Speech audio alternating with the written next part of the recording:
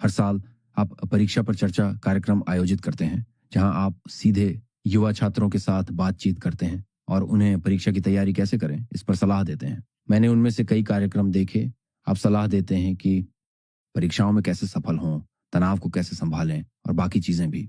क्या आप संक्षेप में बता सकते हैं कि भारत में छात्रों को अपनी शिक्षा यात्रा में कौन-कौन सी परीक्षाएँ देनी होती हैं और ये इतनी तनावपूर्ण क्यों हैं? बाय एंड लार्ज समाज में एक विचित्र प्रकार की मानसिकता बन गई। स्कूलों में भी अपने सफलता के लिए उनको लगता है कि हमारे कितने बच्चे किस रैंक में आए।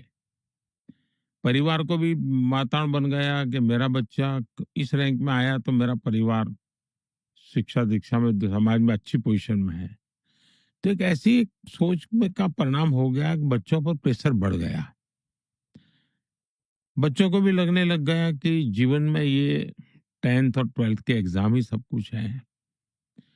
तो हमने उसमें बदलाव लाने की हमारी जो नई एजुकेशन पॉलिसी में हमने काफी कुछ बदलाव लाए हैं। लेकिन वो चीजें धरती पर उतरे तब तक मेरा दूसरा भी रहता है कि भाई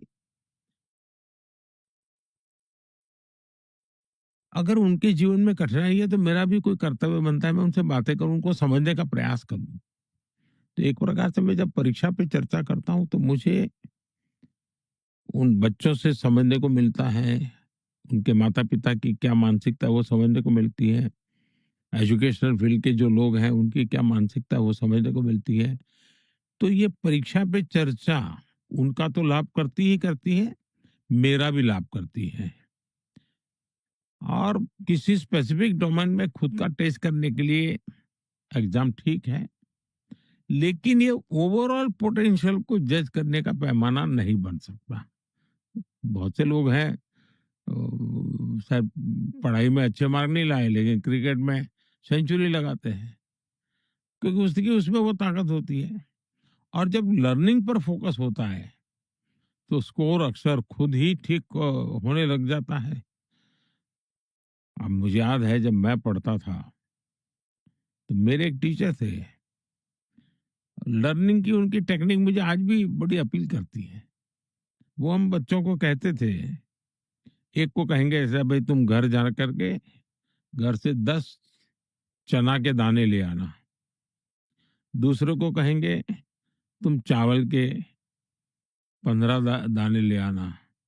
तीसरों को कहते थे तुम मूंग के 21 दाने ले आना। ऐसा अलग अलग आंकड़ा भी अलग और वैरायटी भी अलग। तो वो बच्चा सोचता था मुझे 10 लाने हैं, फिर घर जाकर के गिनता था तो उसको 10 के आंक याद आ जाता था।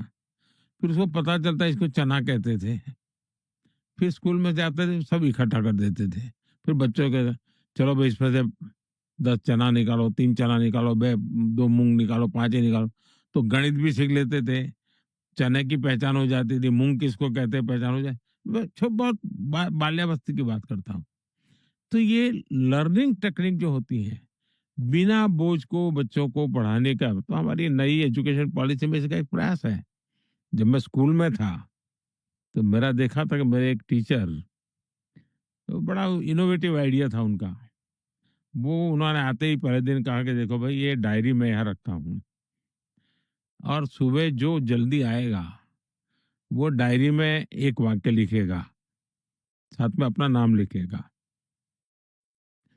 फिर जो भी दूसरा आएगा उसको उसके अनुरूप ही दूसरा वाक्य लिखना पड़ेगा।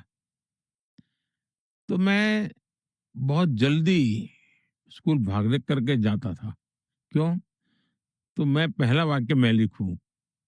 और मैंने लिखा कि आज सूर्योदय बहुत ही शानदार था। सूर्योदय मुझे बहुत ही ऊर्जा दिया, ऐसा कुछ मैंने वाक्य लिख दिया, तो अपना नाम लिया।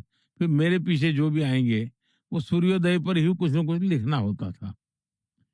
कुछ दिनों के बाद मैंने देखा कि मैं मेरी क्रिएटिविटी को इससे ज्यादा फायदा नहीं होगा। क्यों? क्योंकि मैं एक थॉट प्रोसेस लेकर के निकलता हूँ और वो जाकर के मैं लिख देता हूँ। तो फिर मैंने तय किया कि नहीं मैं लास्ट में जाऊंगा।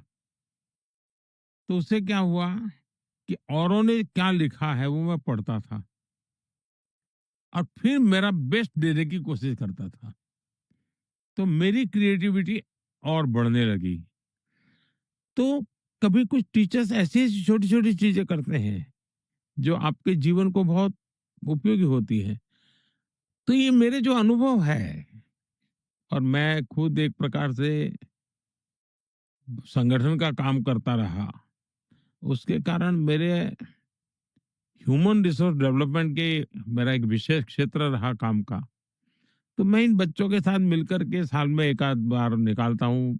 अब वो करते करते एक किताब भी बन गई है जो लाखों की तादाद में बच्चों को काम आती है रेफरेंस के लिए। क्या आप छात्रों को उनके करियर में सफल होने से जुड़ी थोड़ी बहुत और सलाह दे सकते हैं? जैसे कि अपना करियर कैसे खोजें, सफलता कैसे प्राप्त करें? ये भारत के और साथ ही दुनिया भर के उन सभी लोगों के लिए सलाह जिन्हें आपके शब्दों से प्रेरणा मिलती है, उनके लिए कुछ कहेंगे? मुझे लगता है कि जो काम मिले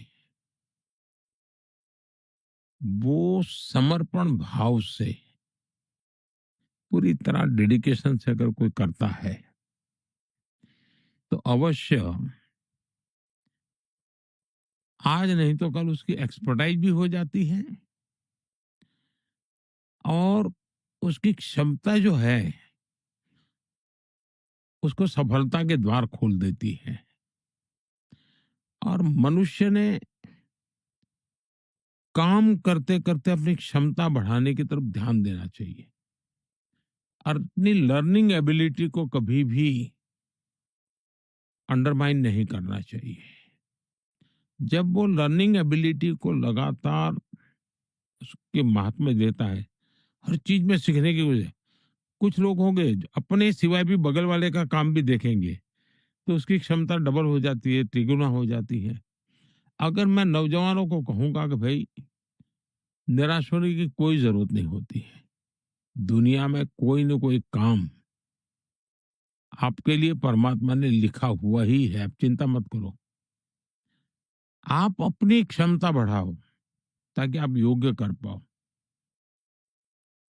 मैंने तो सोचा था डॉक्टर बनूं, अब डॉक्टर नहीं बना, मैं टीचर बन गया, मेरी जिंदगी बेकार हो गई। ऐसे करके बैठोगे तो नहीं चलेगा। ठीक है, डॉक्टर नहीं बने, लेकिन अब तुम टीचर बन करके 100 डॉक्टर बना सकते हो। तुम तो एक डॉक्टर बन के था पेशेंट का भला करते हैं, अब तुम टीचर के नाते ऐसे स्टूडेंट तैयार करो उनके डॉक्टर बनने के सपने पूरे हो, ताकि तुम वो लाखों दर्दियों की सेवा कर सके। तो उसको जीने का एक और नया दृष्टिकोण मिल जाता है। कहा यार मैं डॉक्टर नहीं बन पाया और मैं रोता बैठा था, मैं टीचर बन गया उसका ही मुझे दुख था, लेकिन मैं टीचर बनकर डॉक्टर भी बना सकता हूँ। तो हम जीवन की बड़ी चीजों की ओर उसको अगर जोड़ देते हैं तो उसको एक प्रेरणा मिलती है।